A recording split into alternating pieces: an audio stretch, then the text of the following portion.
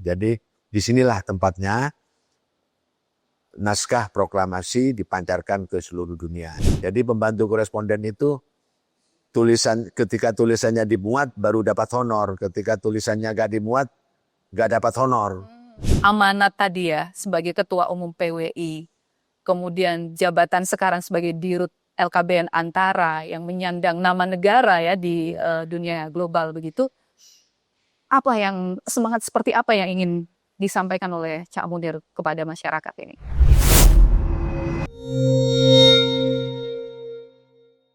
Halo teman-teman semua, apa kabar? Hari ini podcast kita, selamat datang ya di podcast Pro3 Senior. Dan hari ini podcast kita menghadirkan seorang tamu yang penuh dengan inspiratif. Karena di obrolan kita di segmen kali ini akan banyak cerita-cerita seru yang bisa kita ambil dari sosok yang satu ini.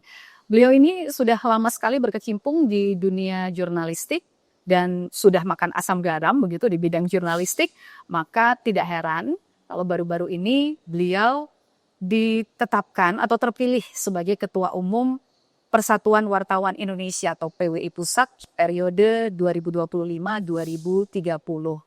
Nah, sosok yang satu ini juga masih menjadi pucuk pimpinan di sebuah lembaga penyiaran publik Indonesia, yaitu LKBN Antara. Dan langsung saja saya akan sapa Direktur Utama LKBN Antara yang juga baru-baru ini terpilih sebagai Ketua Umum PWI Pusat periode 2025-2030, Pak Ahmad Munir. Pak Munir. Selamat siang. Ya. Assalamualaikum warahmatullahi wabarakatuh. Waalaikumsalam warahmatullahi wabarakatuh. Selamat Pak Munir. Ya. Pilih menjadi Ketua PWI Pusat ya. Ya, terima kasih. Akhir Agustus kemarin ya Pak Munir ya? Iya betul, akhir Agustus, tepatnya tanggal 29 Agustus 2025 di Cikarang. Di Cikarang, ya. Agenda kongresnya ya. Menyangka tidak Pak Munir bisa terpilih di kongres itu? Saya sebagai peserta kontestasi tentu harus yakin ya. Ketika ada proses pemilihan yang kebetulan bersaing dua kandidat dan saya sejak awal yakin, optimis karena di PWI ini semangat untuk melakukan perubahan dan persatuan sangat tinggi setelah ada konflik internal kurang lebih hampir 2 tahun.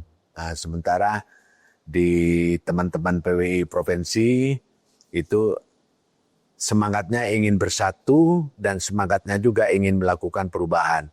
Makanya dengan situasi seperti itu, saya mencalonkan diri dan optimis dan alhamdulillah saya terpilih dengan suara yang relatif mutlak ya, dengan peserta atau kontestasi lainnya Bang Henry Cihabangun. Iya, kalau begitu ini ya sudah tahu apa yang akan dilakukan Pak Munir ya untuk membawa PWI ini lebih maju lagi ke depan ya Pak ya. Pertama juga tadi ya mengatasi permasalahan internal ya. Ada begitu ya. Iya, memang sekarang ini dalam situasi PWI yang sempat terbelah menjadi dualisme, prioritas utama dan menjadi kebutuhan dari para anggota terutama di daerah, provinsi dan kabupaten kota itu adalah bagaimana kita menyelesaikan dualisme organisasi. Dari dualisme organisasi ini tentu kita harus melakukan konsolidasi yang intensif agar polarisasi dualisme itu segera terselesaikan dan ini menjadi program utama saya dalam kepengurusan di PWI Pusat ini. Dan yang kedua tentu dalam situasi disrupsi teknologi IT yang berpengaruh terhadap dunia jurnalisme ini harus kita sikapi bagaimana kita harus memperkuat ekosistem pers nasional agar tumbuh, berkembang, sehat, kuat dan tangguh dan berkontribusi terhadap bangsa dan negara. Ini yang tentu kita harus menjadi PR utama bagaimana peran kontribusi PWI ke depan karena PWI ini dari nilai sejarahnya sangat historikal ya.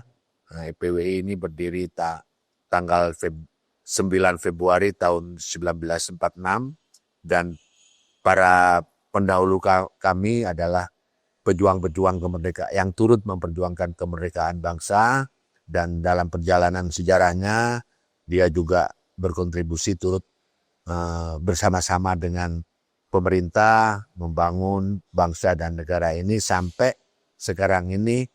Tentu PBI harus berkiprah bagaimana dia mengambil peran dalam tantangan dunia pers, khususnya menghadapi situasi ekosistem pers yang penuh tantangan ini. Oke, kalau begitu selamat menjalankan amanat ini ya Pak Munir ya sebagai Insya Ketua Allah. PWI ya. Insya Allah. 5 tahun ke depan ya. Insya Allah. Tapi sih masyarakat punya keyakinan besar ya, apalagi dengan background Pak Munir sebagai seorang jurnalistik yang sudah lama sekali. Nanti bisa cerita Pak Munir ya, sepak terjang, asam garam yang sudah dilalui selama ini begitu ya.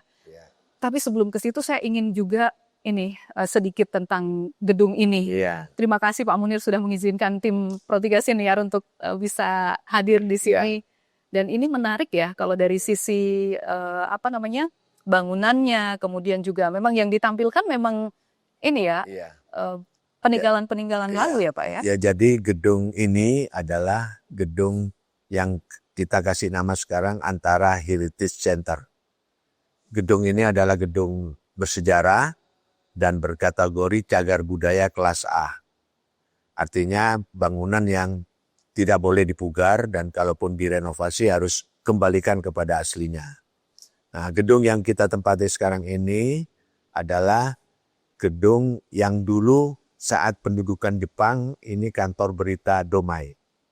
Nah, disinilah berita tentang kemerdekaan Republik Indonesia 17 Agustus 45 disiarkan ke seluruh penjuru dunia oleh kru-kru senior kami Antara yang saat itu juga turut berjuang membela kemerdekaan Indonesia. Jadi disinilah tempatnya naskah proklamasi dipancarkan ke seluruh dunia. Ini yang ada di sini sebagian dari apa yang menjadi peralatan-peralatan Antara di zaman dahulu, baik di saat mulai para pendiri bekerja maupun di era seterusnya. Ada masih mesin ketik. Dan di sebelah kanan sana ini ada 4 komplek bangunan. Yang sebelah kanan sana itu Aneta. Aneta itu adalah kantor berita saat zaman pendudukan Belanda. Jadi di sini ada zaman saat pendudukan Belanda yang didirikan menurut dokumen yang ada 1908. Gedung Aneta yang sebelah sana ini sudah direnovasi, berarti dibangun sebelum tahun itu. Sementara yang belakang itu adalah bangunan baru yang kita bangun di saat kita memperluas ruang kerja di Antara ini. Gedung ini lama nggak ditempati. Setelah kami pindah ke Wisma Antara di Medan Merdeka, kebetulan Wisma Antara Jalan Merdeka itu dialihkan ke Bank Syariah Indonesia. Kita renovasi total tahun lalu dan diresmikan oleh Menteri BUMN Bapak Erick Thohir dan Menteri Kominfo waktu itu Bapak Bubiari, dan sampai sekarang ditempati di sini. Jadi gedung ini adalah gedung bersejarah yang turut berkontribusi terhadap bagaimana bangsa ini dalam perjalanan bangsa ini sampai sekarang. Iya, jadi ini bisa kita lihat mesin-mesin tadi, mesin cetak ya. Mesin cetak, masih itu ada tele yang dulu kayak telegram gitu. Makanya ini disebutnya Museum Antara ya Pak. Betul. Di sini berarti masyarakat bisa juga melihat ke sini ya. Banyak pelajar-pelajar dari SD, SMP, SMA maupun mahasiswa berkunjung ke sini ya ingin tahu seperti apa keberadaan Antara Heritage Center ini. Karena memang kalau dari sisi bangunannya sangat heritage sekali. Betul Iya. ya. Dari sisi ini arsitekturnya begitu ya, sampai masuk ke dalamnya kita juga bisa menemukan barang-barang langka yang Iya. memang itu digunakan pada zaman dulu begitu ya. Betul. Kalau berarti ini antara dulu itu lebih kepada media cetak ya, Waktu dulu Media cetak. mencetak buletin. buletin. Ya, dulu buletin yang dicetak sehari 2 kali. Jadi siang dan malam terus dicetak. Dalam perkembangannya sekarang sudah internet masuk, semuanya sudah melalui Digital ya. Ya. Oke, sekarang menjadi media online juga. ya, Baik. Nah, saya ngomong-ngomong, saya panggil Pak Munir ini lebih senang dipanggil Pak Dirut atau Pak Ketum nih sekarang nih Pak? Atau lebih nyaman dipanggil apa? Reporter. Kan ada yang bilang kalau reporter itu ya, atau jurnalis itu ya melekat di kita gitu. Iya. Walaupun mungkin sudah tidak terlalu aktif terjun ke lapangan lagi, sekarang duduk di manajerial. ya suka-sukanya lah. Tapi biasanya kalau saya di forum PWI, saya dipanggil Cak Ketum. Cak Ketum. Cak Ketum. Iya, karena saya kebetulan lama di Surabaya. Jawa Timur. Iya, Cak Ketum. Kalau di sini Pak Dirut. Nah, sementara kalau di tempat umum saya suka juga dipanggil Cak Munir. Bebas saja, bebas. Suka-suka. Iya. Baik, kalau begitu saya panggil Cak Munir juga deh. Gitu. Lebih akrab. Lebih akrab ya Iya. Cak Munir. Boleh nih cerita tentang ini pengalaman menjadi seorang jurnalis. Iya. Kapan awalnya atau begini deh, apa yang membuat Cak Munir ini tertarik dulu deh Iya. terjun ke dunia jurnalis ini? Ya saya dulu itu sejak mahasiswa sudah rajin menulis. Tahun berapa itu? Tahun 89 sampai 91 saya sudah suka menulis di kolom mahasiswa. Koran waktu itu ada koran Jawa Pos, ada koran Surya, ada koran Surabaya Pos di Jawa Timur. Dan dari honor itu saya bisa menyelesaikan kuliah. Dulu saya waktu itu honor masih 15.000, Ya, apa yang ditulis? 25.000 tulisan artikel yang ditulis. Berbagai ada tulisan tentang politik, tentang tulisan tentang budaya, tulisan tentang hukum. Karena waktu itu ya kebetulan saya suka ya menulis lah. Saya tuangkan dalam tulisan di pikiran-pikiran saya kirim ke Jawa Pos, kirim ke Surya, kirim ke Surabaya Pos. Alhamdulillah dimuat. Dari itu saya lulus bisa menyelesaikan kuliah. Karena kebetulan saya kan ya dibesarkan oleh single parent saja. Bapak saya SMA kelas 1 udah wafat, sehingga saya ya dibiayai dengan kuliah dengan pas-pasan. Pada akhir kuliah sudah saya nggak mampu, ibu saya nggak mampu. Udah kalau nggak bisa cari uang sendiri, saya udah nggak mampu nyukolain kamu harus cari uang sendiri. Akhirnya dengan dorongan itu dan saya punya bakat menulis, saya nulis. Honor pertamanya berapa Cak Munir waktu itu? 15.000. 15.000. Iya, waktu itu saya 80-an ya? 88, 89. Saya ingat itu. Waktu itu kiriman saya kalau kuliah waktu itu 40.000. 40.000 saya ingat ya. Dari kiri dimuat akhirnya melebihi saya bersyukur waktu itu. Dan sejak itulah rasanya saya harus masuk ke dunia jurnalistik. Nah, dari situlah saya mengikuti pelatihan jurnalistik mandiri.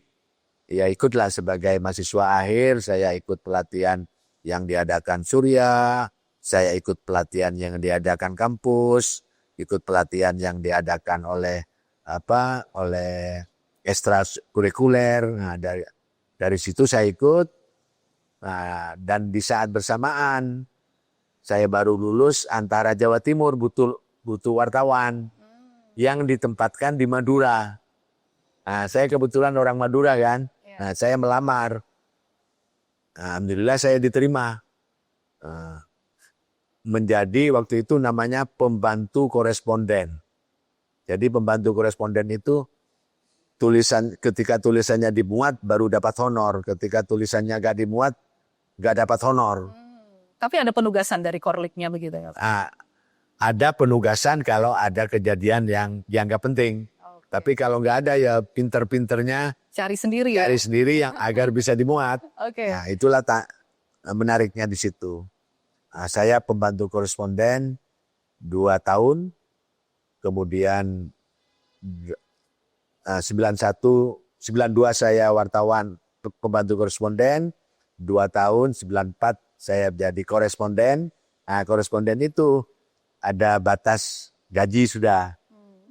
Nah, terus tapi saya lama korespondennya, baru tahun 97 saya diangkat menjadi wartawan organik. Jadi saya itu jadi dirut antara dari status yang paling rendah. Iya.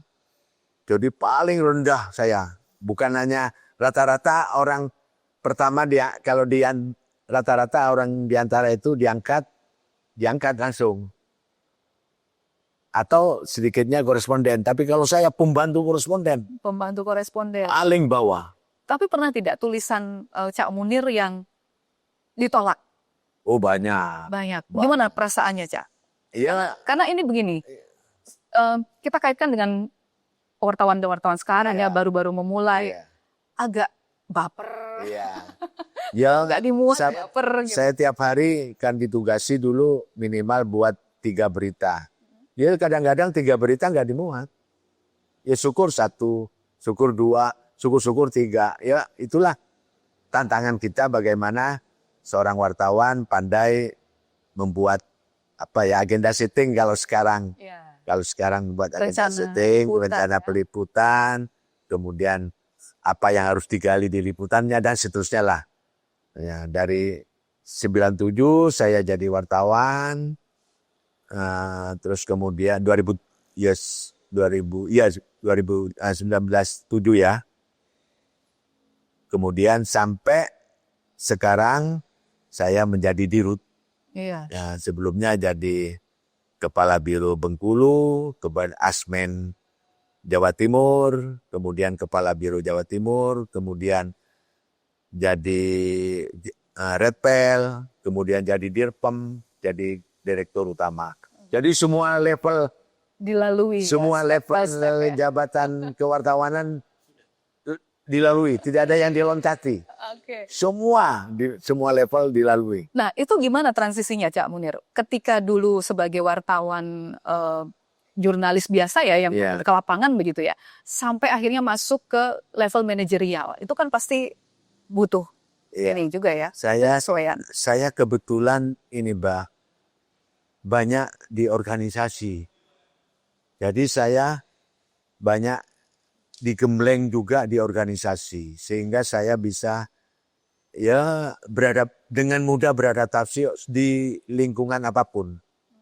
Jadi saya di olahraga, di organisasi itu ya, selain di PWI, mulai dari ketua seksi wartawan olahraga di Jawa Timur 2 periode, ketua PWI Jatim 2 periode, ketua bidang pembinaan daerah PWI Pusat 1 periode, kemudian Dewan Kehormatan 1 periode, dan ketua umum baru mulai. Jadi semua tingkatan juga dilalui ini. Semua tingkatan jenjang keorganisasian wartawan dilalui juga. Termasuk saya aktif di olahraga. Dulu saya wartawan olahraga. Saya wakil sekretaris KONI Jawa Timur. Wakil KONI Surabaya. Wakil ketua KONI Surabaya. Terus di Jawa Timurnya ketua bidang media KONI Jawa Timur. Terus sekretaris umum Persebaya. Oke. Iya, jadi Dari bawah ya. dari bawah semua. Semua dari bawah. Jadi saya semua melalui organisasi dari bawah dan dalam perjalanan saya berorganisasi itu saya tidak tahu ini bagian dari takdir ya. Ketika di semua jabatan saya tidak pernah berhenti. Tidak pernah berhenti, tapi naik tingkat. Nah, itu dia. Bagi-bagi tipsnya mungkin ya, Cak Munir, untuk teman-teman semua ini, pemirsa Pro 3 Siniar. Iya, Gimana caranya supaya langkah kita tuh nggak stuck tapi maju terus begitu Ya, itu yang saya juga sering bertanya kepada diri saya. Kenapa saya di setiap organisasi, di bidang pekerjaan maupun di profesi, tidak pernah berhenti tetapi selalu naik kelas. Nah, saya tapi satu yang saya yakini, satu, doa orang tua. Yang saya yakini, doa orang tua dan doa sesepuh saya. Yang saya yakini itu. Nomor satu. Nomor dua, saya berusaha membuat orang lain senang. Tidak menyakiti orang gitu ya. Membuat orang lain senang. Jadi berhubungan dengan siapapun, baik dan tidak ada musuh. Ya. Ya.